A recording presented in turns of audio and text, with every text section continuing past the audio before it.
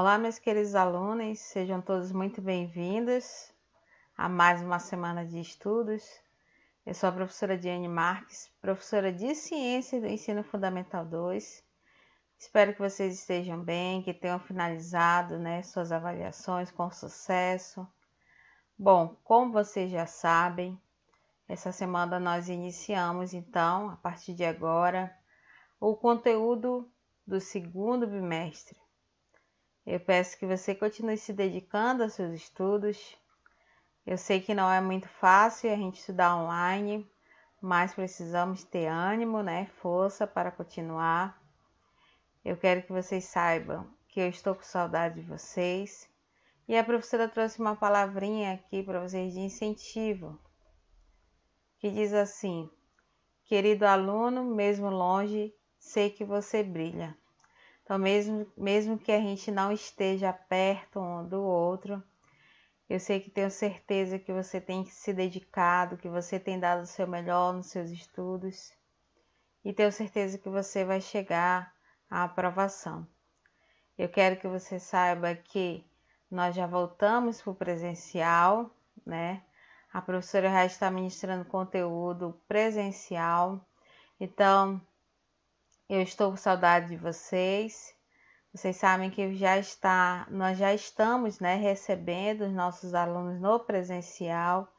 Então, se você quiser voltar para suas aulas presenciais, a professora vai estar de coração aberto, de braços abertos para lhe receber. Saiba que eu sinto sua falta em sala de aula. Nós sabemos que não é a mesma coisa estudar online e estudar presencial, Estudar online requer muito mais dedicação, muito mais atenção e foco, Assim também como no presencial, mas no presencial a professora vai estar mais perto de você, vai conseguir interagir com você melhor, eu vou conseguir conversar com você. Então, querendo ou não, o presencial a gente tem essa ligação maior, Você consegue falar comigo, eu consigo lhe ver, você consegue me ver, a gente consegue esclarecer, as nossas dúvidas, porque você sabe que nós temos apenas alguns minutos de aula online, então é muito rápido. Então, se você quiser voltar para o presencial, a professora vai estar esperando você ansiosa, de braços abertos para lhe receber.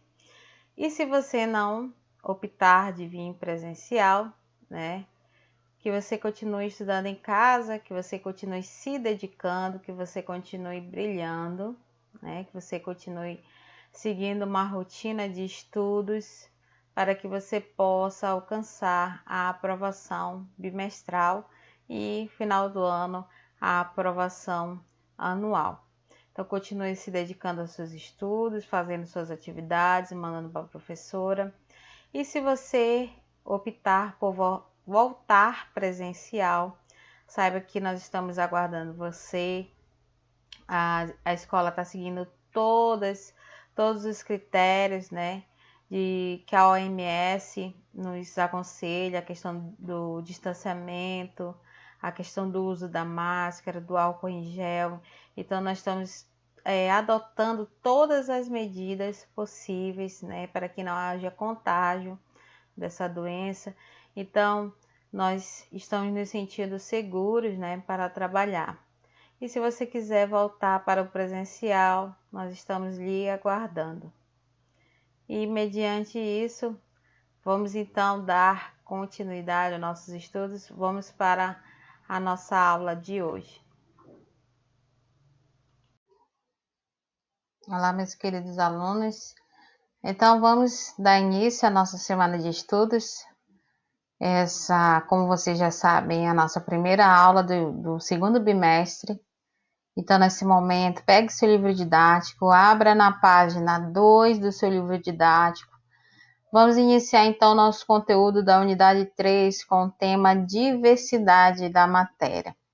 Como vocês sabem, na primeira unidade do nosso livro, nós estudamos um pouquinho sobre a estrutura da matéria, sobre as transformações que a matéria passa. E nessa unidade 3, vamos estudar então a diversidade da matéria, ou seja, né, como que ocorre essa variedade da matéria, variedade de composição da matéria. E aí a gente inicia os nossos estudos, né, dessa unidade. Essa unidade ela tem alguns objetivos que vamos alcançar no estudo dessa unidade 3, que são reconhecer as características que fazem com que ocorra a união entre átomos ou íons, identificar o tipo de ligação que um determinado elemento químico pode estabelecer, conhecendo sua posição na tabela periódica. Outro ponto também, que é o objetivo do nosso estudo da unidade 3, caracterizar os diferentes tipos de ligações químicas, né? Sendo elas do tipo covalente, iônica e metálica. Representar as substâncias com símbolos, fórmulas e expressões próprias da linguagem química. E o último objetivo da nossa unidade é identificar e caracterizar as substâncias inorgânicas, que são elas, né? Os ácidos, as bases, os sais e os óxidos. Muito bem. Então, a unidade, ela inicia comentando um pouquinho sobre a água. A água, como você já sabe, é uma das substâncias mais abundantes do planeta Terra. Só para você ter noção, dos 100% de água que nós temos no nosso planeta, 97,5% é de água salgada e 2,5% é de água doce. Ou seja, é uma água que ela é imprópria, né, para consumo. Então, a água salgada ela não tem assim tanta importância para nós, seres humanos, porque nós não consumimos essa água. Ela não é potável para os seres humanos, né? Então, apenas 2,5% dessa água é potável, é água que é boa para ser consumida. E aí, a principal característica que faz com que essa água ela seja tão essencial para os seres vivos, né, e para o ambiente, é que ela tem a capacidade de dissolver várias substâncias, né? O que é isso, professora? O que é dissolver, professora? Ou seja, ela tem a capacidade de diluir substâncias. Então, vamos pegar um exemplo aqui básico para que você possa entender a função da água. Imagina, você tem 5 xícaras de açúcar 5 xícaras de açúcar que você coloca em um copo. Você precisa dissolver aquele açúcar porque você não consegue, nem que você queira consumir aquele açúcar, ele vai ficar muito pesado, né? Então, o que a gente faz? O que é comum da gente fazer? É da gente dissolver, ou seja, da gente misturar a água com o açúcar. Então, a água, ela é um solvente, né? Ela consegue dissolver as substâncias. É por isso que ela é chamada de solvente universal, né? E entre outras propriedades que a água, né, ela pode adquirir. Então, ela é essencial. Então, além de ser um solvente universal, ela é essencial para a vida, ela é essencial para que a gente possa seguir com o nosso metabolismo, né, direitinho. Ela nos hidrata, ela nos auxilia nas reações que acontecem em nosso organismo. Então, ela pode ter essas propriedades que são de extrema importância. Então, a água, por ela ter essas propriedades importantes, essas propriedades elas são explicadas por quê? Porque cada molécula dessa água apresenta um átomo de oxigênio, que é central, ligado a outros 2 átomos de hidrogênio. E eles são dispostos de maneira que suas propriedades as tornem diferentes de outras substâncias. Então, a combinação desses 2 átomos, que é o elemento hidrogênio e oxigênio, ou seja, numa proporção 2:1, faz com que formem a fórmula química da água, que é H2O. Mas você sabe me dizer por que e como que esses átomos se unem, né? Então, como será que acontece, né, para que haja a formação desse elemento químico tão essencial para nós, H2O? Nós já aprendemos que esse elemento químico, H2O, ele é uma combinação de átomos de hidrogênio e oxigênio.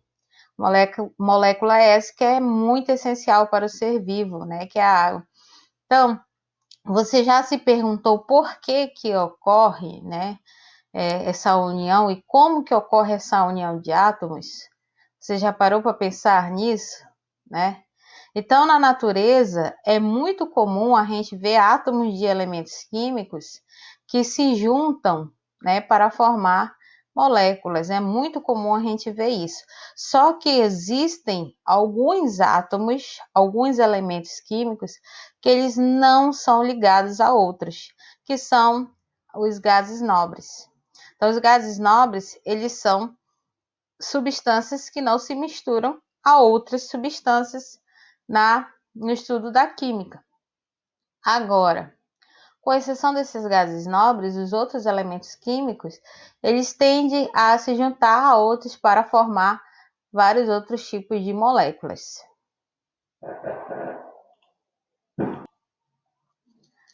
Então, nós já aprendemos, né, que a água é um composto muito importante, né, essencial, e que nós sabemos que essa união desses compostos, né, de hidrogênio e de oxigênio forma essa molécula de água que é extremamente essencial para a nossa vida, para o nosso metabolismo, e também a água, ela é considerada o solvente universal, porque ela tem a capacidade de dissolver substâncias, que foi o exemplo que eu dei para vocês, de você colocar a água numa xícara com 3 a 5 colheres de açúcar, você consegue dissolver aquele açúcar. Então, a água, ela é assim, um solvente universal. Então, na natureza, né, como eu já havia falado, os átomos dos elementos químicos, eles tendem, né, a se unir a outros para adquirir essa estabilidade, né? Ou seja, se eu não tenho, por exemplo, eu quero fazer um bolo, né? E eu tenho o trigo e o ovo, só que eu preciso dos outros elementos para fazer esse bolo. Então, eu me uno a outra pessoa que tem a manteiga, o leite, o fermento, para que eu possa fazer esse bolo. Então, é mais ou menos isso que ocorre com os elementos químicos, né? Então, esses átomos dos elementos químicos, na natureza, eles tendem, né, a se ligar a outros para que eles possam adquirir essa estabilidade. Então, você só encontra na natureza elementos químicos isolados que não se conectam a outros, apenas um grupo de elementos químicos chamados de gases nobres, que são esses elementos que você vê aqui à sua direita. Então, esses elementos químicos aqui, ó, que a gente encontra na nossa tabela periódica, né? Lá no último grupo dos representativos, que é o hélio, neônio, argônio, criptônio, o xenônio, o radônio e o argônio, né? Eles são alguns elementos químicos que são gases nobres. Então, eles não se misturam, né? Por que eles não se misturam com outros elementos químicos? Por que eles não se ligam a outros elementos químicos? Porque eles são considerados elementos químicos estáveis. Ou seja, na sua última camada, que é chamada de camada de valência, ou no seu último nível de energia, eles possuem 8 elétrons. Com exceção aqui, ó, do hélio, tá? Com exceção do hélio, que possui 2 elétrons, né? Então, os demais aqui, neônio, argônio, criptônio, xenônio, radônio e esse outro aqui, eles são elementos químicos que possuem 8 elétrons na camada de valência. Com exceção do hélio, que possui apenas 2, mas também o hélio é um gás nobre, é um elemento químico que ele está estável, ele não precisa se ligar a outro elemento químico para que ocorra a sua estabilidade. E aí, para a gente entender essa questão da estabilidade dos átomos, nós não podemos nos esquecer do que vem a ser a camada de valência. A camada de valência é o último nível de energia, ou seja, é a última camada, ou seja, a camada mais externa de um elemento químico, né? Não esqueça disso. Camada de valência é o último nível de energia, né? em que os elétrons podem ser distribuídos quando você faz uma distribuição eletrônica. Então, aquela última camada, aquela camada mais externa, aquela camada que está mais afastada do núcleo do átomo, é a camada de valência. E assim, né, surgiram então as primeiras teorias que usavam essas particularidades, né, para explicar como ocorriam as ligações entre os átomos. E aí a primeira regra que foi criada é a regra do octeto. Essa regra do octeto ela foi criada por Gilbert, tá? Gilbert Lewis. Gilbert Lewis foi um pesquisador que viveu de 1875 a 1946. Essa teoria da regra do octeto, que foi criada por Gilbert Newton Lewis, ela foi uma teoria aperfeiçoada da teoria eletrônica de valência. Então, a teoria eletrônica de valência, ela foi uma teoria criada por Walter Coser. Esse Walter Coser, ele enunciou pela primeira vez, foi ele que viu pela primeira vez que todos os átomos tinham uma camada de valência, ou seja, tinha uma última camada, e que esses elementos químicos procuravam se ligar a outros elementos químicos para adquirir essa estabilidade. E aí, um pouco mais à frente, surgiu, né, independentemente, esse pesquisador chamado de Gilbert Newton Lewis, que aperfeiçoou essa teoria eletrônica de valência. E aí, ao aperfeiçoar essa teoria, juntamente com o Ivor Lambus, ele pegou esses dois pesquisadores, o Irving e o Gilbert Newton. Eles criaram, então, essa regra do octeto. O que diz, então, essa regra do octeto? Que a fim de adquirir a condição de estabilidade, isto é, de obter a configuração eletrônica igual à camada de valência de um gás nobre, os átomos não estáveis ligam-se a outros. Então, os gases nobres, que são esses aqui, eles são os únicos elementos da tabela periódica que são estáveis, ou seja, que possuem 8 elétrons na camada de valência, ou seja, eles não reagem, né? Eles são inertes, eles não criam nenhum tipo de atividade com outro elemento químico, com outro átomo de elemento químico. Então, eles são os bambambãs, eles são os separados, eles são os elementos estáveis. E aí, automaticamente, os outros elementos da tabela periódica, eles vão procurar se ligar a outro elemento químico para adquirir essa estabilidade na camada de valência, ou seja, para que eles possam adquirir 8 elétrons na sua camada de valência. Então, ele fala aqui, ele relata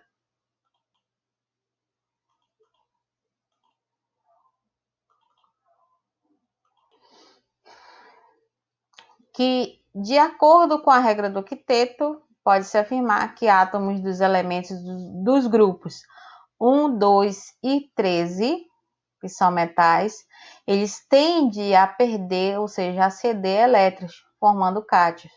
Já os átomos dos elementos do grupo 15, 16 e 17, em geral, que eles são não metais, eles tendem a ganhar ou receber elétrons, formando ânions. Então, quando os elementos químicos da tabela periódica eles se ligam com outros elementos químicos, se esse elemento químico ele for do grupo 1, 2 e 13, ele é um elemento químico metal. Então, automaticamente, ele vai ter a tendência a perder, ou seja, a ceder elétrons, né, para formar cátions.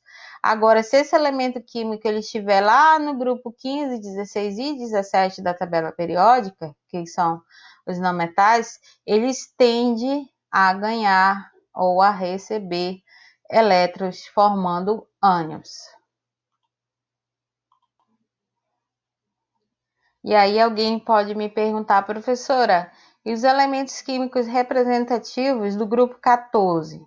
Os elementos químicos do grupo 14, eles são elementos químicos que têm a tendência maior, né, para ganhar elétrons do que para perder. Ou seja, os elementos químicos do grupo 14, eles são mais, a maioria, né, deles é metais, mas ali você encontra bem os não metais. Mas a tendência dos elementos químicos do grupo 14, ou da família 4A, é essa de perder elétrons, né? Eles têm a tendência mais a perder, né, a perder esses elétrons. Bom, vamos então agora falar sobre a ligação covalente. Então, como eu já havia falado, os átomos eles tendem, né, os elementos químicos, eles têm a tendência a se unir a outros elementos químicos para adquirir essa estabilidade de um gás nobre, que é 8 elétrons na sua camada de valência, ou seja, na sua última camada. E aí nós não podemos esquecer que essas ligações, elas podem ser de 3 tipos. Elas podem ser covalente, iônica e metálica. Então, na nossa unidade 3, nós vamos estudar esses 3 tipos de ligações. Então, vocês sabem que a tabela periódica, ela é formada por elementos químicos metais e não metais, os gases nobres e o hidrogênio. Então, quando a gente fala de elemento químico se ligar a outro elemento químico, nós estamos falando de quê? De metais e não metais. Então, as ligações, elas são feitas entre esses elementos químicos, os metais e os não metais da tabela periódica. E essas ligações, elas são de 3 tipos: covalente, iônica e metálica. A primeira dela que nós vamos ver agora são as ligações covalentes, tá? Então, as ligações covalentes, ela ocorre entre átomos de elementos que tendem a receber elétrons, ou seja, em geral, entre não metais. A principal característica desse tipo de ligação é o compartilhamento de elétrons da camada de valência dos átomos envolvidos na formação de pares eletrônicos. Então, na ligação covalente, você vai ver elemento químico, átomos, né, compartilhando elétrons. Então, nessa ligação covalente, você tem lá um átomo que vai compartilhar os seus elétrons da camada de valência com outro átomo, né? Que é o que nós vemos aqui na nossa imagem. Então, olha só a ligação covalente que está ocorrendo entre o átomo de hidrogênio e o átomo de oxigênio para formar a molécula água. Você tem aqui o átomo, né, de oxigênio, apenas um átomo de oxigênio.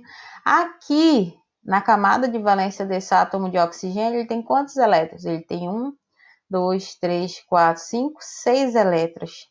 Para que ele adquira a estabilidade de um gás nobre, ele precisa de quantos elétrons? De mais 2. Então, o que ele vai fazer? Ele vai ligar alguns elétrons, né? Vai compartilhar elétrons aqui da última camada dele, da camada de valência, com outro elemento químico, que no caso aí é o hidrogênio. Então, quando ele compartilhar esses pares de átomos, o que vai acontecer? Quando ele compartilhar esse elétron da camada de valência, que é da última camada aqui, ó, o que vai acontecer? Ele vai se tornar estável. Olha só, observa aqui a imagem. Processo que está acontecendo aqui nessa imagem. Então, você tem aqui o átomo de oxigênio isolado e mais 2 de hidrogênio isolado. Eles estão instáveis, né? Eles ainda não estão estáveis, eles ainda não têm estabilidade. Então, o que acontece? Eles vão se unir. Os elétrons da camada de valência do oxigênio vai se unir ao elétron da camada de valência do oxigênio, ou seja, vão compartilhar elétrons. Olha só o que vai acontecer. O que vai acontecer? Dois elétrons, né? Um elétron aqui do oxigênio desse lado e outro elétron do oxigênio desse outro lado vai se unir a essa molécula de hidrogênio. E aí, quando a gente for fazer, ou seja, eles vão compartilhar, né, seus elétrons. E aí, quando a gente for fazer a contagem, olha só o que vai acontecer. A última camada do oxigênio vai ficar com 1, 2, 3, 4, 5, 6, 7, 8 elétrons. E o hidrogênio, quando ele compartilhar o seu elétron com o oxigênio, o que vai acontecer? Ele vai ficar estável também com 1, 2 elétrons. E a outra molécula de hidrogênio também vai se estabilizar com 1, 2 elétrons. Então, a ligação covalente nada mais é que esse compartilhamento de elétrons. que os elementos químicos fazem, né? Eles compartilham elétrons para que possa chegar essa estabilidade como um gás nobre, ou seja, para atingir 8 elétrons na sua camada de valência. E aí, existem 3 formas de você representar uma ligação covalente, que é através da fórmula molecular, a fórmula eletrônica, ou chamada também de fórmula de Lewis, porque foi uma forma de representar a ligação covalente criada por Gilbert Lewis, e a fórmula estrutural. A fórmula molecular é aquela que vai te indicar a quantidade de átomos de cada elemento químico que compõe aquela ligação covalente. Então, quando eu tenho aqui, por exemplo, esse elemento químico aqui, ó, vamos representar a forma molecular desse elemento químico aqui que foi formado, que foi dessa substância química que foi formado, o H2O. Então, aqui eu tenho participação de 2 moléculas de hidrogênio, que é o H2, e uma de oxigênio. Então, a fórmula molecular fica como H2O.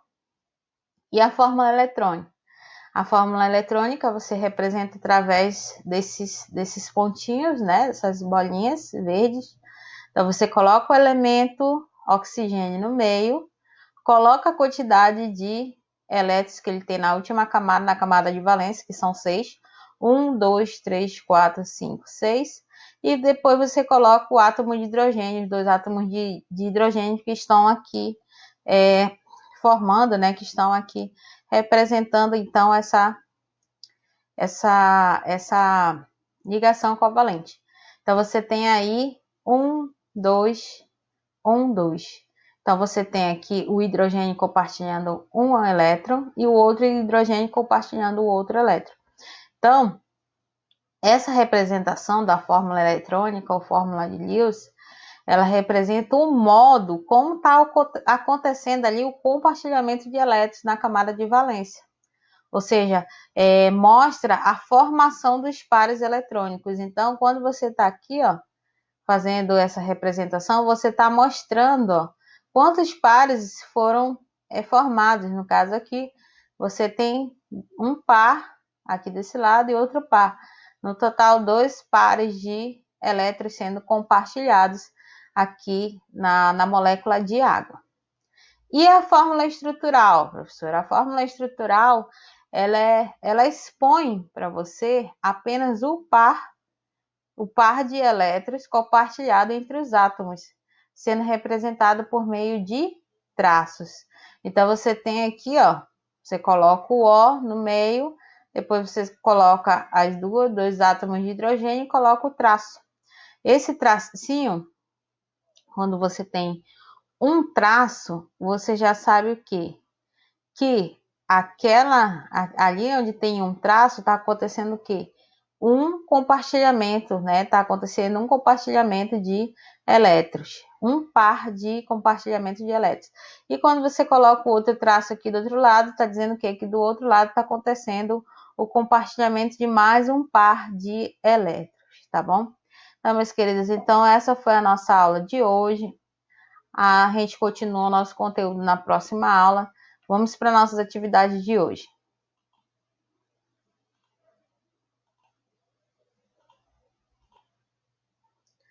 Bom, a nossa atividade de hoje, ela está na página 5 do seu livro de atividade. Então, você vai trabalhar no livro de atividade do aluno a questão 1, 2, 3, 4 e 5 da página 5, tá bom?